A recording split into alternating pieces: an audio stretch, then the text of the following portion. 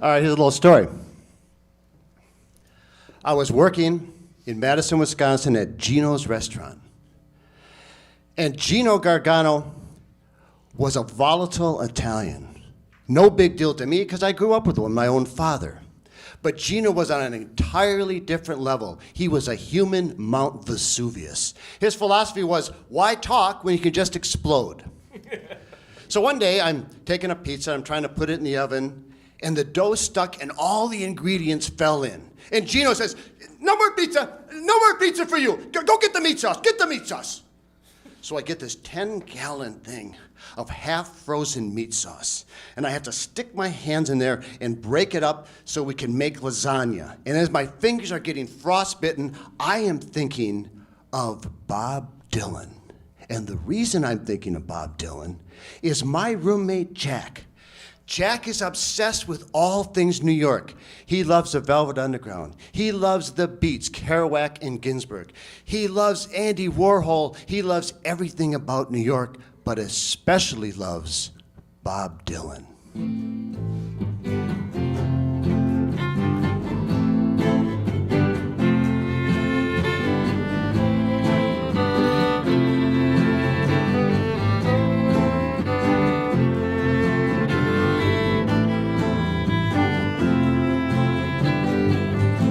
So one day, Jack says to me, I want to go to New York and find Bob Dylan. I said, you're out of your mind. Nobody finds Bob Dylan. The guy hasn't done a show in 5 years. Jack says, no, he just did Bangladesh with George Harrison. He's in the Village, and I think you're just the guy to find him with me. And I looked in Jack's eyes, I thought, he wants to do this more than anything in the world. And I said, let's go, Jack. So we decide we're gonna go. We don't have any credit cards. We each have about $100. We don't know anybody, but we're gonna go. I tell Gino, hey Gino, I'm gonna go to New York. You go to New York. Okay, but I'll be back. You go to New York. Day before I leave, I said, no, I told you I was gonna go. You go to New York. You see what happens to you. You see. So we get a ride on a ride board. Middle of November. We end up in Greenwich Village. We walk in on a Friday night into the park there, Washington Square, under that big archway. We got these little backpacks. As soon as we walked into New York, Jack and I both were just completely flushed with it. We loved the feeling of being there, the energy. We're walking under that archway and some old hobo says, here come the cowboys. They got us all smelled out immediately. Jack is like a kid in a candy store. We start running around. We go to where Dylan played, the Cafe Wah. We go to all these other clubs. We go to the White Horse Tavern where Dylan Thomas used to hang out. About 10 o'clock, we start going, where are we gonna stay? Where are we gonna sleep? Well, we got a couple of friends who had been in New York. Jack found them in Vermont, called them up. They said, look, you guys get a place to stay tonight. We were remodeling this apartment. It's got no heat, got no water, but we can lay our sleeping bags down. So we went, oh, good. So at midnight, we ended up in this lobby of New York University. And we're sitting there going, where are we gonna sleep? What are we gonna do? Maybe we'll just go to Grand Central Station and walk around all night, or we'll go to a coffee shop. And as we're trying to figure this out, there's a woman, right, looking at us. She's got this floppy hat, silk dress. She's got this flower behind her ear. And all of a sudden she turns to me and she says, you guys are really hicks, aren't you? You guys have no idea what you're doing. I said, no, we're pretty hip. What are you talking about? No, where are you from? I said, we're from Wisconsin. That's what I'm saying. You guys have no idea. This is New York City. But you look pretty harmless. So I'm gonna take you to my apartment. So we walk to her beautiful 2-story apartment in Greenwich Village. We walk in, fresh flowers, original art. It's got this 2-story black metal spiral staircase. We walk in, she pours us some wine. She puts some jazz on. I can't believe it. All of a sudden, we are in paradise. We go to sleep in the morning. Her name is Yolanda, and she's singing these a cappella songs. She makes up an omelet. I say, Yolanda, I can't believe you did this. You're like a guardian angel. You just pulled this right out of this thin air. It's like magic. She said, hey, look, you got lucky. New York isn't always so nice to strangers. You be careful when you go out there, but you're welcome. So we go out. We meet our friends. They have the station wagon. We put our sleeping bags into this funny little apartment with no heat, no water in November. And we start running around like crazed free-range chickens, going to all the places where Dylan lived on McDougal Street, all these clubs, all these hangouts. Jack knew it. We couldn't find him. I didn't think we really would.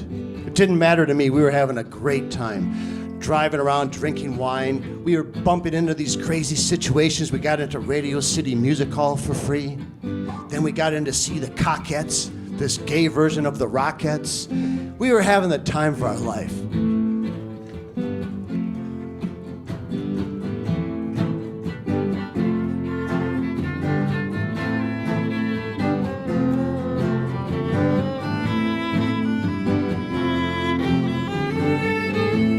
Then one night, we're driving down the street, and Jack says, hey, there's Allen Ginsberg. He's in the taxi right next to us, the famous poet. So we start yelling, hey, Allen, Allen. He tries to roll his window down, but it doesn't so he has to lean over the front seat and look out the window sideways. He says, what do you want? Jack says, we want to write a poem together, Allen. He says, okay. Riding down 8th Street, red lights blinking in my eyeballs. And Jack says, and looking for a break. We get to the stoplight. Ginsberg says, where are you guys from? Jack says, we're hipsters from Wisconsin. Ginsberg says, well, what are you looking for? Jack says, we're looking for stardom, Allen. Where can we get it? Ginsberg says, looking for stardom, huh? Look inside your heart. And they take a left turn. Well, we've been there about 5 days, running out of money. I say, Jack, we got to go back. And he says, one more try. There's a bar off 42nd Street where the Warhol crowd hangs out. Dylan might be there. So we give it a shot. We walk in, long, dusty bar. There's a couple down at one end. We walk down, there's a table of 4 at one end. I'm gonna go to the bathroom, and as I walk by the table, there's Allen Ginsberg and his bearded self at this table with 3 other people. What are the chances? I walk into the bathroom. Jack comes bounding in and hits me on the back. Bob Dylan's at that table. We come walking out. Sure enough, there he is with a blue jean jacket, sunglasses. He's only 30, but he looks like he's about 20. You can see his beautiful blue eyes through the sunglasses. And we sit at the table right next to him, trying so hard not to be morons and staring at him. But we do look. After a while, they get up to leave. We follow them out. I walk up to Allen Ginsberg. Hey, remember us? You were in the taxi cab and you wrote that poem with us? Oh yeah, what's going on, man? What are you doing, man? He starts talking as friendly as could be. We get to the sidewalk. My friend Dave walks up to Dylan. Hey, Bob, want to write a song together? And I've never seen a person go so blank in my life. It was like he did not even sense DNA within a block. And Dave just slinked back into the night. 3 of them left, but Allen Ginsberg staying on the sidewalk with us. Oh, you guys are so pretty. He tries to hug and kiss us all. Yeah, I let him do it. And he says, do you know who that was? That's Bob Dylan. I said, yeah, I know. And he says, do you know how smart that guy is? I wish he was as smart as Bob Dylan. Yeah, we know he's pretty smart, Ellen. So he talks with us for a while, and he leaves. Jack and I hitchhike back to Wisconsin. We walk into town. All our friends say, hey, how's Bob? Say hi to Bob for us? And I said, well, we found him. No, you didn't. Yeah, we did. Oh, come on. You're lying. No, we did. Nobody believed us. We didn't have a cell phone. This is 1971. So I go back to Gino's. I walk in and Gino says, you're fired. What do you mean I'm fired? Why? You went to New York. I told you I was going to New York. That's why you're fired. You went. I said, what kind of logic is that? That's Gino logic. You don't like it, get out. Now, what the hell is that? So I go to the unemployment office. Gino said I quit. I told this to a guy a couple years ago. He said, don't you know, Gino Gargano fired almost every new employee. He just waited to see if the person would come back and ask for their job. And if you asked for your job, he would give you your job back. You were golden in his eyes. Well, I was happy to know that that crazy Italian had a heart after all. I didn't know it back then.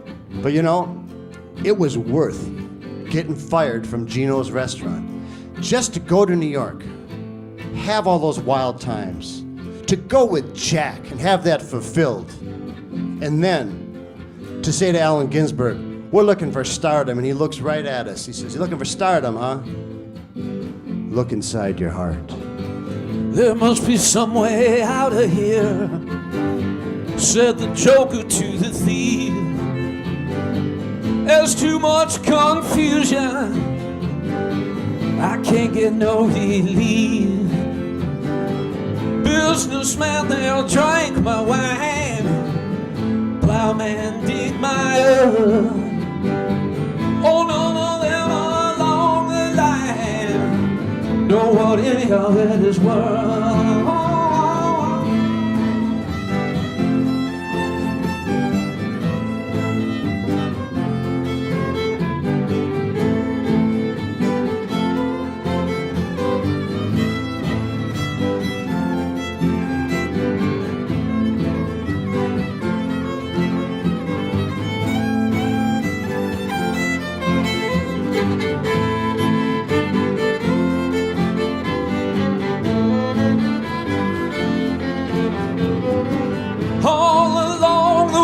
Tower, princes kept the view, but all the women came and went, barefoot servants too. Outside in the cold distance, a wild cat did growl.